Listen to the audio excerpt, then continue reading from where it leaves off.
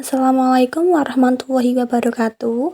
Perkenalkan, kami dari kelompok 3 yang beranggotakan 1. Dwi Putri Alisya, 2. Diandra Nasabila Putri, 3. Eva Ainun Nadova, 4. Farah Amelia, 5. Faza Amalia. Mari kita saksikan video pembelajaran dari kelompok kami yang berjudul Dampak Pendudukan Jepang di Indonesia.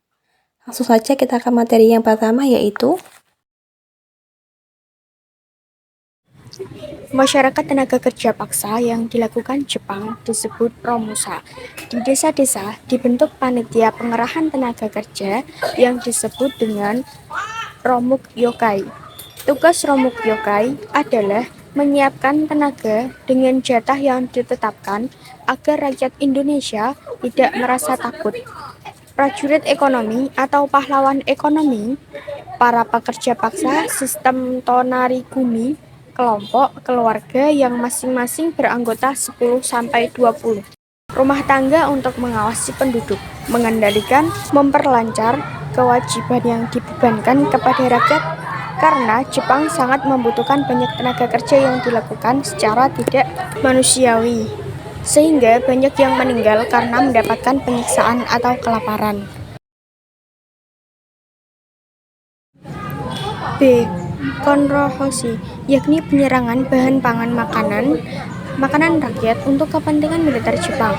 Berbagai bahan pangan petani dirampas sehingga banyak yang menderita kelaparan. Selanjutnya, C. Pelaksanaan Jugun IANFU. Para wanita dari berbagai negara Asia, Indonesia, Korea, Cina untuk diperkerjakan sebagai wanita penghibur tentara Jepang atau Jugun IANFU. Pada awalnya dijanjikan untuk menurut ilmu di Jepang sebagai guru atau perawat, tetapi kenyataannya dipekerjakan sebagai penghibur tentara Jepang. 2. Dampak di bidang pemerintah. Pada waktu Jepang mulai berkuasa di Indonesia, para pejabat kolonial yang berasal dari orang Eropa disingkirkan, sedangkan orang Indonesia dipertahankan. Orang Indonesia dapat menduduki jabatan yang dahulunya hanya untuk orang Eropa. Pada satu sisi, hal tersebut menguntungkan bagi sebagian orang Indonesia karena dapat memperoleh kekuasaan. Namun, di sisi lain hal tersebut menjadi mereka sebagai kolaborator Jepang yang dalam beberapa hal berarti membantu Jepang menindas rakyat Indonesia. Para pejabat tersebut seringkali berada pada posisi yang dilematis karena jika tidak tunduk pada Jepang, para pejabat tersebut akan dihukum berat atau bahkan dibunuh. Setelah Jepang menyerah kepada sekutu dan Indonesia merdeka, beberapa pejabat tersebut menjadi sasaran kemarahan rakyat karena mereka dianggap ikut membantu Jepang menindas rakyat. 3. Dampak di bidang budaya. Pada awal penduduknya di Indonesia, Jepang bersikap baik dan ramah kepada rakyat Indonesia. Para pemimpin pergerakan yang ditawan Belanda seperti Bung Karno, Bung Hatta, dan Syahrir dibebaskan. Mereka mengatakan bahwa Jepang tidak akan menjajah Indonesia. Salah satu kebiasaan yang wajib dilakukan oleh masyarakat Indonesia adalah penghormatan kepada Tenno Heika atau Kaisar Jepang yang diyakini sebagai keturunan Dewa Matahari. Penghormatan Saikerai tersebut biasanya diikuti dengan menyanyikan lagu kebangsaan Jepang, Kimigayo. Namun, kebijakan tersebut ditentang oleh para ulama. Peristiwa tersebut dikenal dengan peristiwa Singaparna.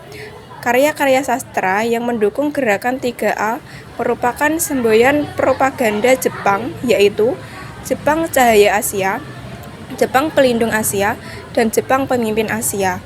Karya-karya sastra tersebut adalah karya sastra yang sejalan dengan propaganda Jepang, yaitu untuk kepentingan Perang Asia Timur Raya.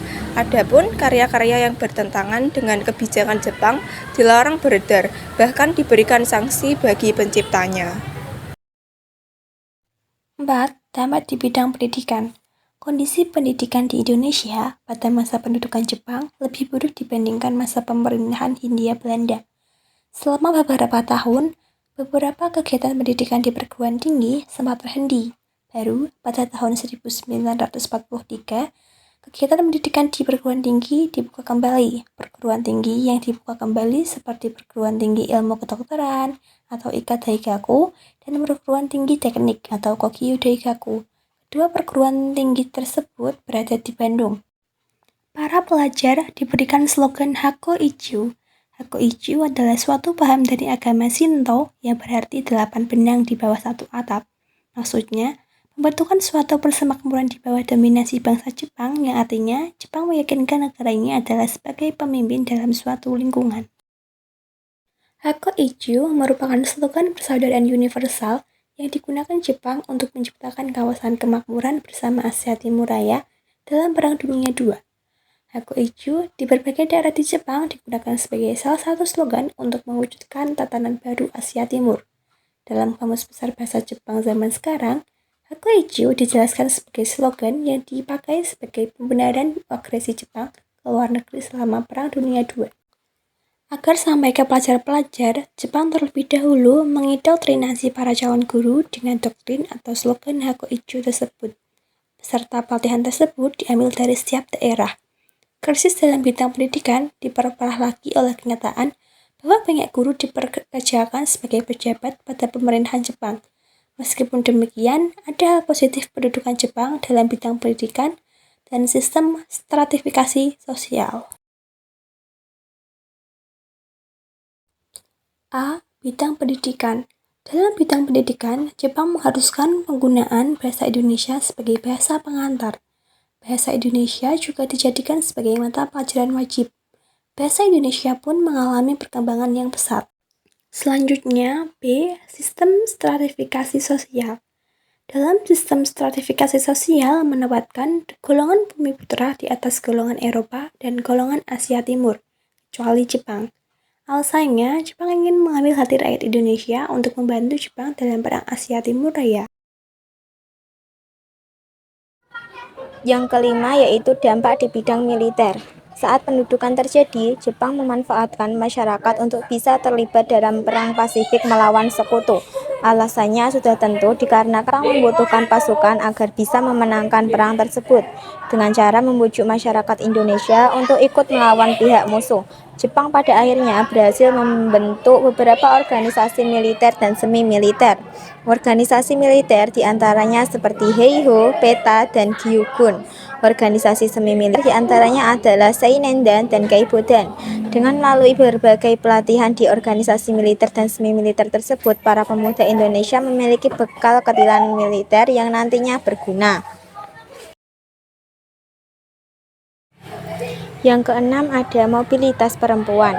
Pada masa pendudukan Jepang, kaum perempuan juga dimobilisasi atau diwadahi dengan melalui organisasi Fujinkai atau organisasi perempuan. Fujinkai dibentuk pada bulan Agustus 1943. Usia anggota Fujinkai yaitu 15 tahun. Tujuan Fujinkai membantu Jepang dalam perang menghadapi sekutu. Di organisasi ini, perempuan diajak untuk bergerak dan berorganisasi di bawah pengawasan ketat Jepang. Para perempuan Fujinkai diharapkan bisa membantu Jepang untuk mengarahkan massa, memberikan pengajaran wanita, dan memberi solusi atas persoalan sehari-hari yang terjadi di tengah masyarakat. Ketika terjadi kekerahan, perempuan Fujinkai akan memperkenalkan pangan alternatif yang disebut bubur perjuangan, juga bubur Asia Timur Raya. Beberapa perempuan diambil paksa dari keluarganya di desa untuk dibawa oleh para tentara Jepang. Yang terakhir adalah dampak negatif dan dampak positif pendudukan Jepang di Indonesia. Yang pertama yaitu dampak negatif pendudukan Jepang di Indonesia. 1. Daerah-daerah penghasil minyak dijadikan serama untuk dikuasai. Daerah tersebut seperti Tarakan, Balikpapan, dan Palembang. Tujuan utama Jepang menguasai daerah tersebut agar Jepang mempunyai persediaan bahan bakar untuk ofensifnya ke daerah lain. Akibatnya, alokasi minyak untuk penduduk pribumi menjadi semakin terbatas. 2. Jepang memaksa petani untuk menyerahkan hasil panen atau padi, dan petani hanya memperoleh sedikit dari hasil kerja kerasnya. Keadaan ini menimbulkan kelaparan di daerah pedesaan. Untuk rakyat yang tidak memiliki beras terpaksa makan geplak atau nasi jagung. Hal ini mengakibatkan timbulnya berbagai penyakit dan angka kematian meningkat. 3. Romusa telah mengubah struktur sosial di pedesaan. Hal ini menyebabkan tenaga yang tersisa di pedesaan hanya kaum perempuan, orang tua, anak-anak, dan orang sakit hingga menimbulkan terbengkalainya lahan pertanian di desa tidak ada lagi yang merawatnya. 4. Perampasan kekayaan pribadi, perhiasan, dan kendaraan dengan dalih untuk membiayai perang telah membuat meningkatkan kemiskinan. Karena perampasan ini menyebabkan banyak di antara penduduk yang menggunakan pakaian dari goni karena tidak mampu membeli pakaian. Selanjutnya ada B, dampak positif pendudukan Jepang di Indonesia. Yang pertama, 1. Munculnya kelompok-kelompok pemuda yang memiliki pengetahuan kemiliteran. Hal ini terjadi karena Jepang banyak mendirikan organisasi semi-militer untuk memenangkan Perang Asia Timur Raya. Para pemuda yang bergabung dalam organisasi tersebut kelak akan pembentukan organisasi kemiliteran di Indonesia. Hal ini berguna dalam menghadapi Sekutu dan Belanda. 2. Jepang melarang penggunaan bahasa Belanda dalam kegiatan resmi pemerintahan. Dengan pelarangan ini memberi kesempatan bagi bahasa Indonesia untuk berkembang. Sekian video dari kami. Semoga video kali ini bermanfaat. Terima kasih sudah menonton. Wassalamualaikum warahmatullahi wabarakatuh.